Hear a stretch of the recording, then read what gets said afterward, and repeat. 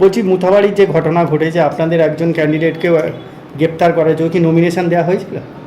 দেখুন, ওর সব রেডি হয়ে গেছিল, গতকালকেও নমিনেশন দেওয়ার কথা ছিল, কিন্তু তৃণমূল কংগ্রেস ভয় পেয়ে বিজেপি, এবং ওখানে বিজেপির কোনো সংগঠন নাই, ওখানে বিজেপি পরাস্ত হবে, তাই সেই জন্য প্ল্যান করে আমাদের যিনি মনোনীত প্রার্থী তাকে গ্রেফতার করেছে। হয়তো তাকে তারপরে দোষ চাপানো হচ্ছে। উনি সেই দিনকে উনি স্কলার, তিনি তার কাজে ওই সময় যখন মোতাবাড়িতে ওই ইনসিডেন্টটা ঘটে, ভিডিও গাড়ি নিচে সাধারণ মানুষ পড়ে যায়, সাধারণ মানুষের বুকের উপরে চলে যায়, গায়ের শরীরের উপরে চলে যায় ভিডিওর গাড়ি, সেই সময় কিন্তু তিনি এই স্পটেই ছিলেন না, এক নম্বর কথা। দ্বিতীয় হচ্ছে তার বাড়ির শিশু, তার বাড়ি এক ছেলে ঘুমাচ্ছিল। দ্বিতীয় ছেলে তিনি ওনার বাবার সাথে একটা প্রোগ্রামে গিয়েছিলেন, তাদেরকে অন্যায়ভাবে ধরে করা হচ্ছে।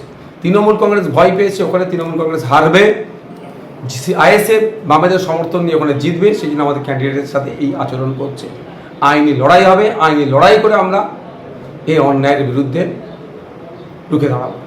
একটা অভিযোগ উঠছে যে ওখানে অশান্তির মূলে বাইরের প্ররোচনা ছিল। দেখুন, সেটা ইনভেস্টিগেশনের পার্ট। যদি কেউ অশান্তি করে থাকে এবং কেউ যদি প্ররোচনা দিয়ে থাকে, তার তাকে শাস্তি ভোগ করতে হবে। তবে আমার কাছেও প্রমাণ কিছু ভিডিও আমার কাছে এসে আছে, বারবার ওখানে মাইকে অ্যানাউন্স হচ্ছিল যে এটা শান্তিপূর্ণ আমাদের থাকতে হবে, কোনো প্ররোচনায় পা দেবেন না আমাদের, এইভাবে তারা বারবার কল দিচ্ছিল। এবং এটা যখন পুলিশ লাঠিচার্জ করে মহিলাদেরকেও ছাড়েনি, শান্তিপূর্ণভাবে ওরা ছিল। অহেতুকভাবে একটা এই পারসেপশন তৈরি করা হচ্ছে, যেমন শীতলকুচির গুলি চালানোকে কেন্দ্র করে রাজ্যে বাকি নির্বাচনের বৈতরণীগুলো পার করেছে, এইগুলোকে সামনে রেখে নির্বাচনের বৈতরণী পার করার চেষ্টা করছে তৃণমূল বিজেপি।